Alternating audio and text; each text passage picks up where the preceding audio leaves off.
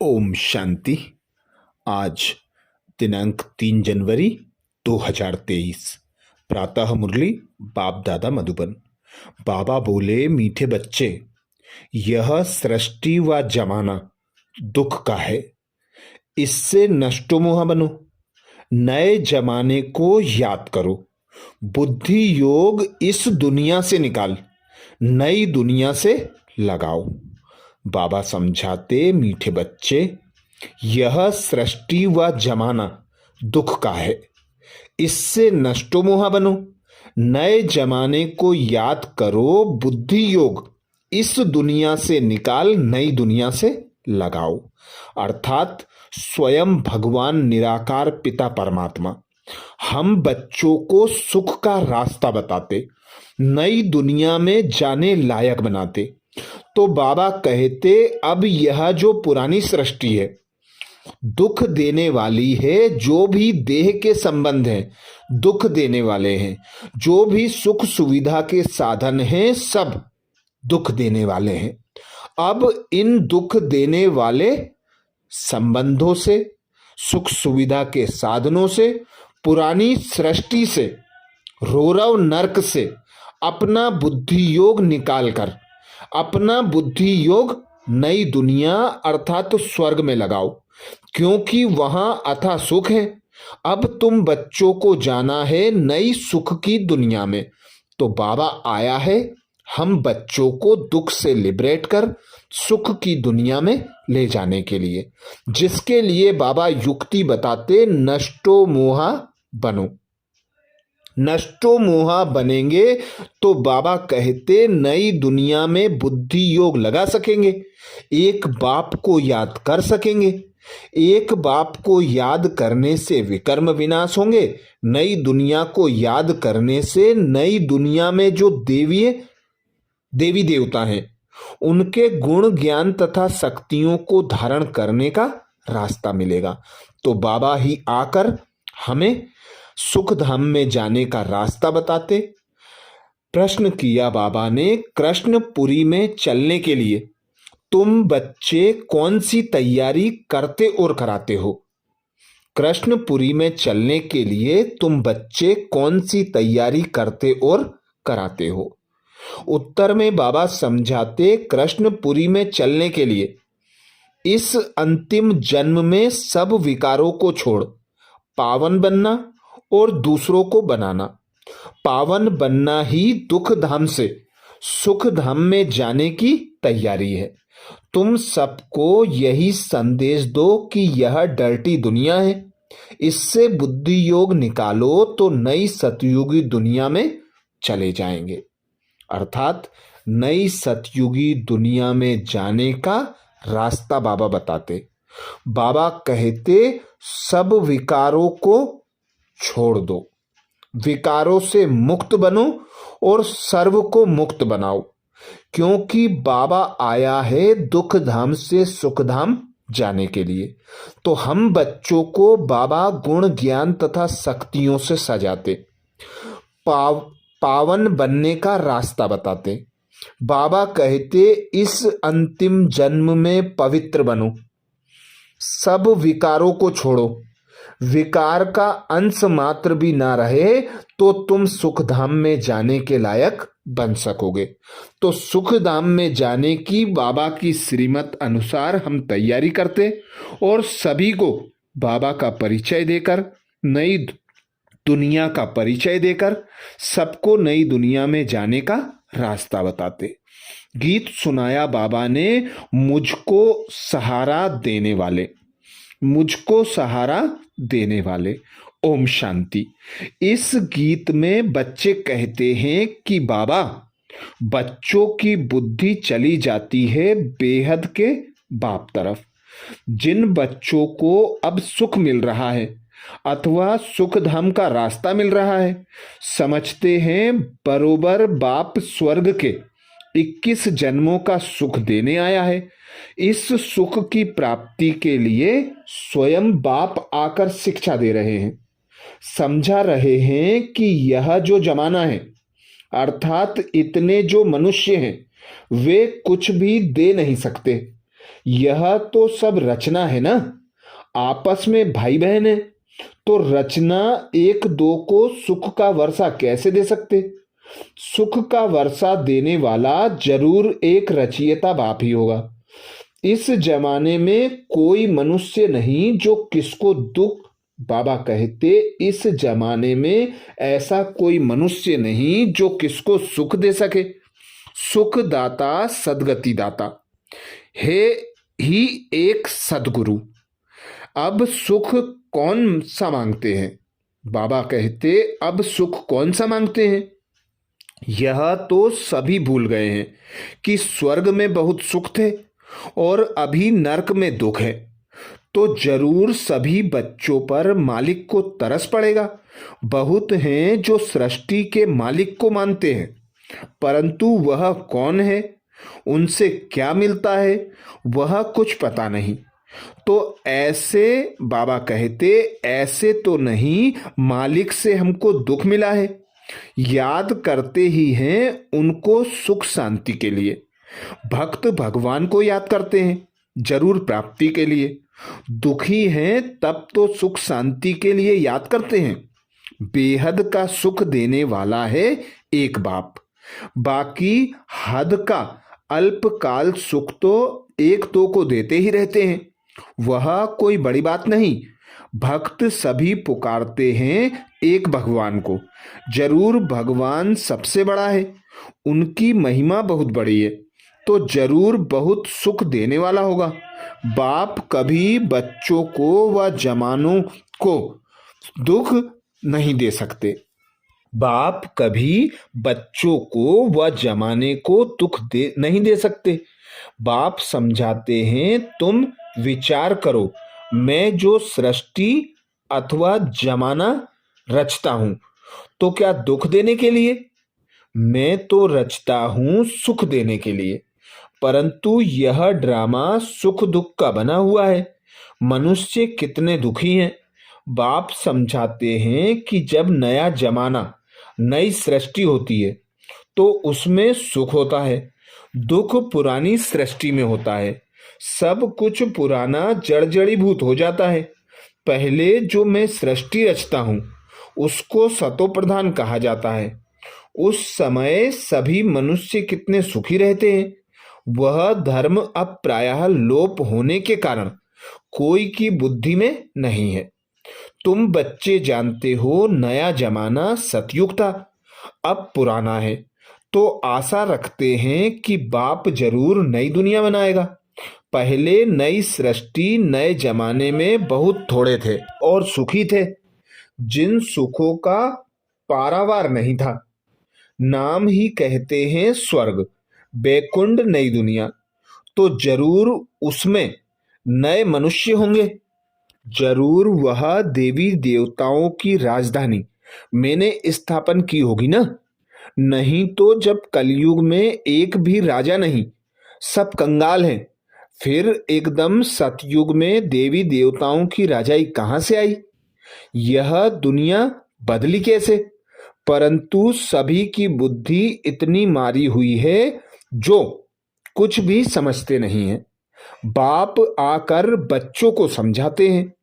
मनुष्य मालिक पर दोष धरते हैं कि वही सुख दुख देते हैं, परंतु ईश्वर को तो याद ही करते हैं कि आकर हमको सुख शांति दो, स्वीट होम में ले चलो, फिर पार्ट में जरूर भेजेंगे ना।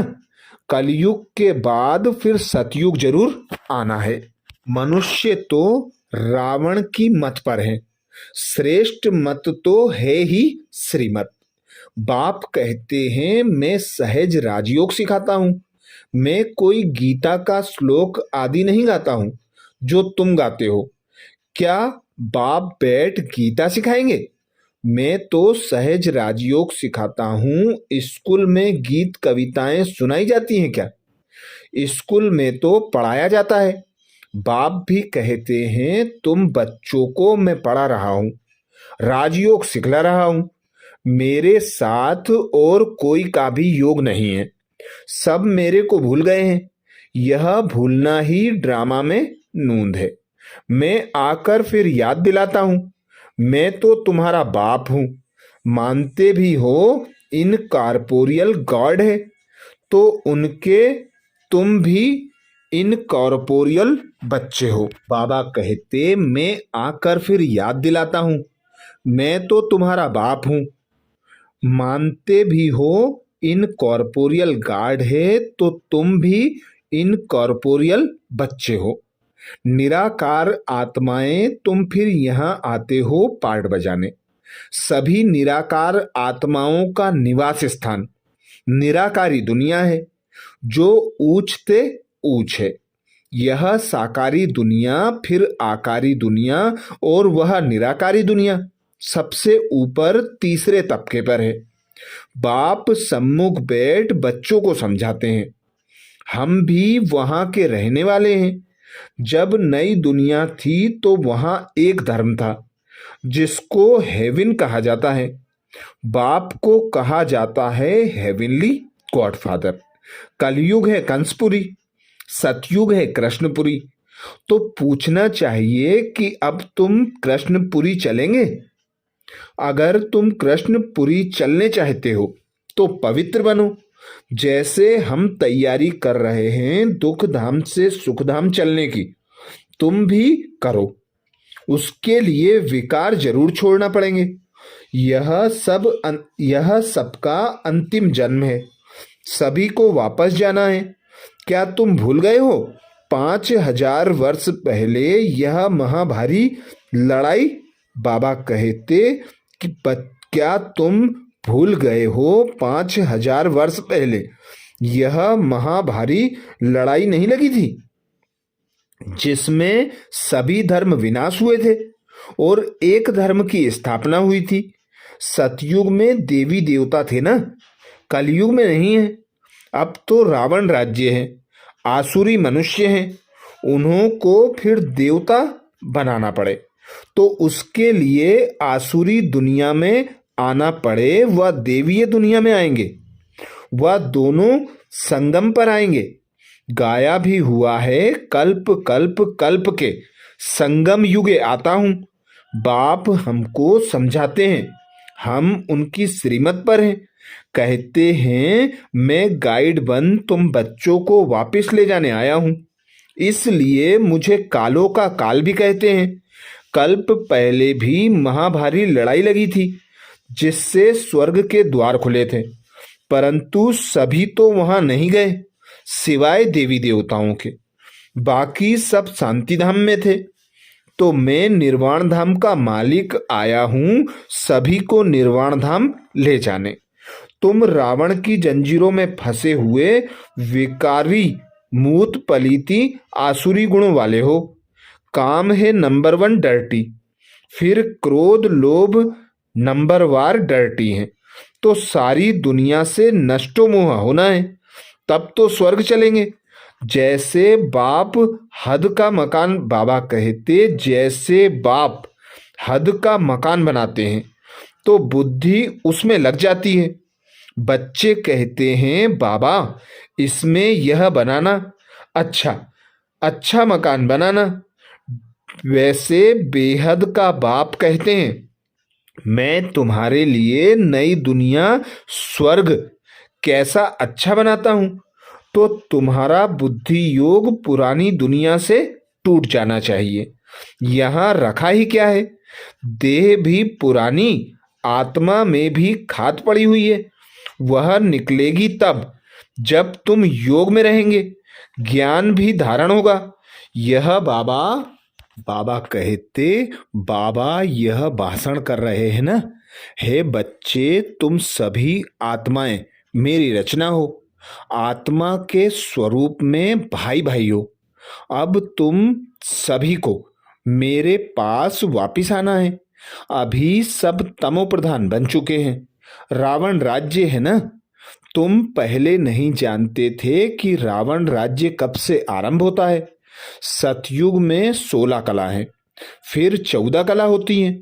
तो ऐसे नहीं एकदम 2 कला कम हो जाती हैं, धीरे धीरे उतरते हैं। अभी तो कोई कला नहीं है, पूरा ग्रहण लगा हुआ है। अब बाप कहते हैं कि दे दान तो छूटे ग्रहण, 5 विकारों का दान दे दो और कोई पाप नहीं करो। भारतवासी रावण को जलाते हैं, जरूर रावण का राज्य है, परंतु रावण राज्य किसको कहते हैं, राम राज्य किसको कहते हैं, यह भी नहीं जानते। कहते हैं राम राज्य हो, भारत, बाबा कहते नया भारत हो, परंतु एक भी नहीं जानते कि नई दुनिया, नया भारत कब होता है। सभी कब्र में सोए पड़े हैं। अब तुम बच्चों को तो सतयुगी झाड़ देखने में आ रहा है, यहाँ कोई देवता है नहीं, तो यह बाप आकर सब समझाते हैं। मात पिता तुम्हारा वही है, स्थूल में फिर यह मात पिता है, तुम मात पिता उनको गाते हो। सतयुग में तो ऐसे नहीं गाएंगे, वहां न कृपा की बात है, यहाँ मात पिता का बनकर फिर लायक भी बनना पड़ता है। बाप स्मृति दिलाते हैं, भारतवासी तुम भूल गए हो, तुम देवताएं कितने धनवान थे, कितने समझदार थे, अब बेसमझ बन देवाला मार पड़ दिया है। बाबा कहते अब बेसमझ बन देवाला मार दिया है। ऐसा बेसमझ माया रावण ने तुमको बनाया है, तब तो रावण को जलाते हो। दुश्मन का एफिजी बनाए उनको जलाते हैं। बाबा कहते दुश्मन का एफिजी बनाए उनको जलाते हैं ना। तुम बच्चों को कितनी नॉलेज मिलती है, परंतु विचार सागर मंथन नहीं करते, बुद्धि भटकती रहती है, तो ऐसी ऐसी पॉइंट भाषण में सुनाने भूल जाते हैं, पूरा समझाते नहीं। तुमको तो बाप का पैगाम देना है कि बाबा आया हुआ है, यह महाभारी लड़ाई सामने खड़ी है, सभी को वापिस जाना है, स्वर्ग स्थापन हो रहा है। बाप कहते हैं देह सहित देह के सभी संबंधों को भूल मुझे याद करो। बाकी सिर्फ ऐसे नहीं कहना है कि इस्लामी, बौद्धि आदि सब भाई भाई हैं, यह तो सभी देह के धर्म है ना। सभी की जो आत्माएं हैं वह बाप की संतान है। बाप कहते हैं यह सब देह के धर्म छोड़ मामेकम याद करो। यह बाप का मैसेज देने के लिए हम शिव जयंती मना रहे हैं। हम ब्रह्मा कुमार कुमारियां शिव के पोत्रे हैं, हमको उनसे स्वर्ग की राजाई का वर्षा मिल रहा है। बाप हमको पैगाम देते हैं कि मन मना भव, इस योग अग्नि से तुम्हारे विकर्म विनाश होंगे, अशरीरी बनो अच्छा। मीठे मीठे सिकिल दे बच्चों प्रति मात पिता बाप दादा का याद प्यार और गुड मॉर्निंग। रूहानी बाप की रूहानी बच्चों को नमस्ते। हम सब रूहानी बच्चों की रूहानी मात पिता बाप दादा को याद प्यार गुड मॉर्निंग और नमस्ते। रात्रि क्लास। अभी तुम बच्चे स्थूल वतन, सूक्ष्म वतन और मूल वतन को अच्छी तरह समझ गए हो। सिर्फ तुम ब्राह्मण ही यह नॉलेज पाते हो, देवताओं को तो यह दरकार ही नहीं। तुमको सारे विश्व की अब नॉलेज है। तुम पहले शूद्र वर्ण के थे, फिर ब्रह्मा कुमार बने हो, तो यह नॉलेज देते हैं जिससे तुम्हारी डीटी डिनाइस्टी स्थापन हो रही है। बाप आकर ब्राह्मण कुल, सूर्यवंशी, चंद्रवंशी डिनाइस्टी स्थापन करते हैं। वह भी इस संगम पर स्थापना करते हैं, और धर्म वाले फट से डिनाइस्टी नहीं स्थापन करते हैं। उनकी बाबा कहते उनको गुरु नहीं कहा जाता, बाप ही आकर धर्म स्थापन करते हैं। बाप कहते हैं अभी सिर पर फुरना है बाप की याद का, जिसे घड़ी घड़ी भूल जाते हैं। पुरुषार्थ कर धंधा आदि भी करते रहें और याद भी करते रहें हेल्दी बनने के लिए। बाप कमाई बड़ी जोर से कराते हैं, इसमें सभी कुछ भूलना पड़ता है। हम आत्मा जा रही हैं, प्रैक्टिकल कराई जाती है। बाबा कहते प्रैक्टिस कराई जाती है। खाते हो तो क्या बाप को याद नहीं कर सकते हो? बाबा कहते खाते हो तो क्या बाप को याद नहीं कर सकते हो? कपड़ा सिलाई करते हैं, बुद्धि योग बाप की याद में रहे। खिचड़ा तो बाबा कहते खिचड़ा तो निकालना है। बाप कहते हैं शरीर निर्वाह के लिए भल कोई काम करो। मैं है बहुत सहज। समझ गए हो? 84 का चक्र पूरा हुआ। अब बाप राजयोग सिखलाने आए हैं।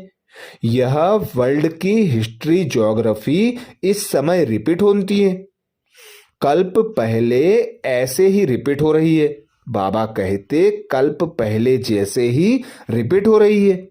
रिपीटेशन का राज भी बाप ही समझाते हैं। वन गॉड वन रिलीजन भी कहते हैं ना, वहां ही शांति होगी। वह है अद्वैत राज। द्वैत राज आसुरी रावण राज्य। वह है देवता, यह है दैत्य। आसुरी राज्य और देवी राज्य का भारत पर ही खेल बना हुआ है। भारत का आदि सनातन धर्म था, पवित्र प्रवृत्ति मार्ग था। फिर बाप आकर पवित्र प्रवृत्ति मार्ग बनाते हैं। हम सो देवता थे, फिर कला कम होती गई, हम सो शूद्र डिनाइस्टी में आए। बाप पढ़ाते हैं, बाबा कहते बाप पढ़ाते ऐसे हैं जैसे टीचर लोग पढ़ाते हैं। स्टूडेंट सुनते हैं। अच्छे स्टूडेंट पूरा ध्यान देते हैं, मिस नहीं करते। यह पढ़ाई रेगुलर चाहिए। ऐसी गॉडली यूनिवर्सिटी में अपसेंट होना नहीं चाहिए। बाबा गुहिये गुहिये बातें सुनाते रहते हैं। अच्छा, गुड नाइट। रूहानी बच्चों को नमस्ते। हम रूहानी बच्चों की रूहानी बाप दादा को याद प्यार गुड मॉर्निंग और नमस्ते। धारणा के लिए मुख्य सार। पहली पॉइंट बाबा कहते देह के सब धर्मों को छोड़ अशरीरी आत्मा समझ एक बाप को याद करना है। योग और ज्ञान की धारणा से आत्मा को पावन बनाना है। देह के सब धर्म को छोड़ अशरीरी आत्मा समझ एक बाप को याद करना है। योग और ज्ञान की धारणा से आत्मा को पावन बनाना है। दूसरी पॉइंट बाबा कहते बाप जो नॉलेज देते हैं उस पर विचार सागर मंथन कर सबको बाप का पैगाम देना है। बुद्धि को भटकाना नहीं है।